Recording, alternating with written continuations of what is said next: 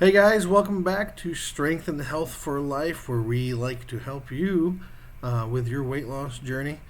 Welcome to day 6 of my weight loss journey, and if you're following along with me, your weight loss journey as well.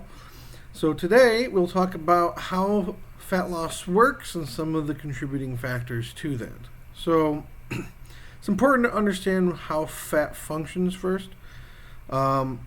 Basically, fat is where your body stores energy, in the form of triglycerides, things like that. Typically, people part of the reason people continue to gain weight is they don't reduce their calorie intake and they eat too much. I mean, that's just a fact, especially with the number of stress eaters there are in this world. So one of the things we can do is to cut back our calorie intake to a normal level, just to ensure that we're not overeating and not getting too many calories throughout the day. What you can do to at least see results a little quickly is lower it by 500 at a time, but you never want to go past your minimum, and the minimum is different for everybody. Unfortunately, you'll have to discover that for yourself. But I would say, depending on your lifestyle, no fewer than 900 or 1,000 per day. Definitely no more than 2,000 unless you live a super active lifestyle. If you eat too few calories, your body will go into starvation mode, which will include a lowering of your metabolism to try to conserve energy, and you'll actually store more calories as fat in order to compensate for for not having enough calories throughout the day, because your body isn't sure if it isn't sure if it's going to need the energy for later. So it's kind of tricking your body into thinking that there's a shortage of food. So it's important that we don't allow it to go into starvation mode. So exercise amplifies fat loss. I mean, that's obvious. Everybody knows that. Especially if you do it the right times to maximize your body's use of your fat cells as energy. Essentially, in the morning, the reason why we burn fat loss much more is your hormones are set to you're fasting while you sleep. So your body, if you don't eat before you work out, will immediately use your fat cells as energy because you're hormonally set to do so, since your body was already using those fat cells for energy while you were sleeping, which is why you also shouldn't eat too late. And because your body, the rest of your body shuts down, and a lot of that food will sit in your stomach all night long, and that's why you feel bloated in the morning when you wake up, or why you get heartburn when you sleep.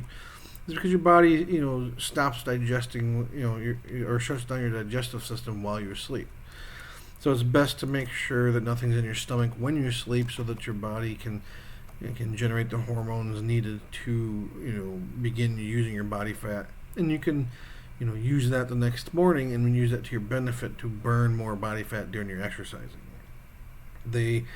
There's a recommendation of between 30 to 50 minutes every day for 5 days a week. You do need relaxation times, like 1 or 2 days a week where you don't do a lot of exercise, only because your body needs time to repair, and in that case it's your muscles that need they need rest in order to rebuild themselves.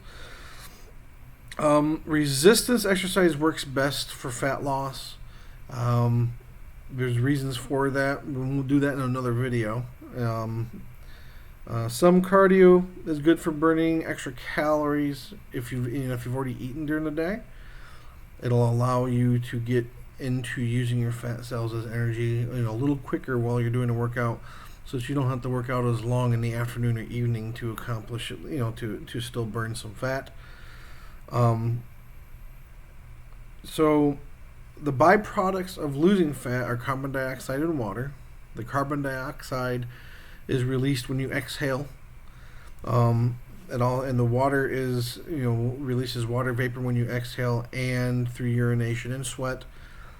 Obviously, disposal of these is greatly elevated during a workout because your heart rate is increasing, all your cells are working on overtime and creating more byproducts, which is also why you should shower immediately after working out, because as you sweat, your toxins come out of your body, and these aren't just toxins in your body; they're toxins that are in your body at a cellular level, and they actually come out because all the cells in your body, especially your muscle cells, are working overtime.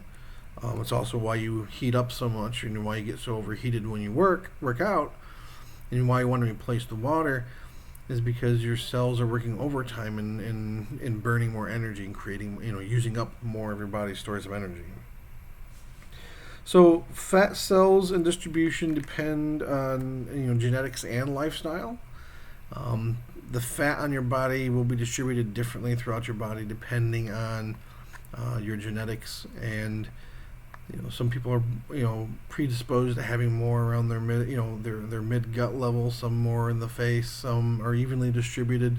Some people have all of it on their upper body, none of it on their lower body. So where you end up losing it, where it ends up shrinking, will also depend on how it's distributed in your body. So a lot of people want to lose it in certain areas, but genetically you may be predisposed to losing in other areas first. So don't be discouraged by that. All the fat in your body will eventually shrink. Targeted fat loss, there's no evidence showing that it really does function, because like I said, you are genetically predisposed to have it reduced from certain areas first. So as long as you stick with it and just keep going, everything, eventually you'll lose weight in all the places that you want to lose weight. Fat cells never go away. All they do is shrink. This is also why it's so easy for us to regain weight, because we're never actually losing fat cells. The ones you have are only shrinking. This is why fad diets don't work. That's why in order to maintain fat loss, you have to change your lifestyle.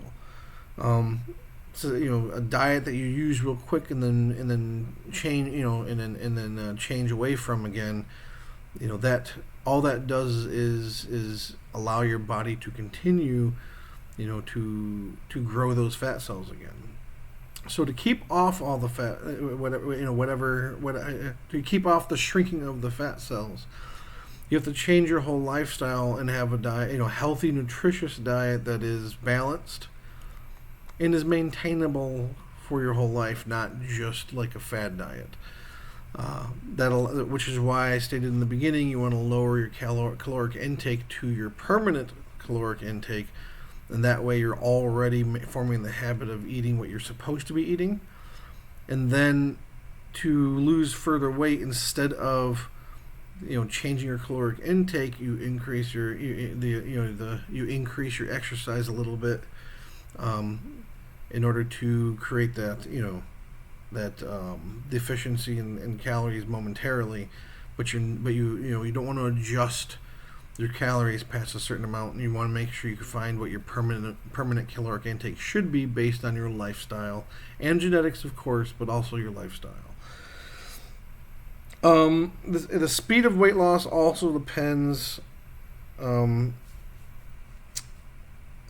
a multitude of factors. Higher amounts can be higher. If you need to lose more, then you can lose larger amounts a little bit faster. And in fact, your body will want to when you lower your caloric intake to where it needs to be. And again, you can get to where it needs to be by reducing it 500 calories a day. Maybe a week at a time. So like if you're at 4,000 calories, you reduce it to 3,500 for a week or so, maybe two, something like that, and then lower it by another 500 until you get to your ideal caloric intake, which is based on genetics and height and build and lifestyle and things like that. Also, age, gender, and sleep quality also are factors. Different ages, your age affects your hormone levels. So the younger you are, the easier it is to lose body fat, or to shrink body fat cells.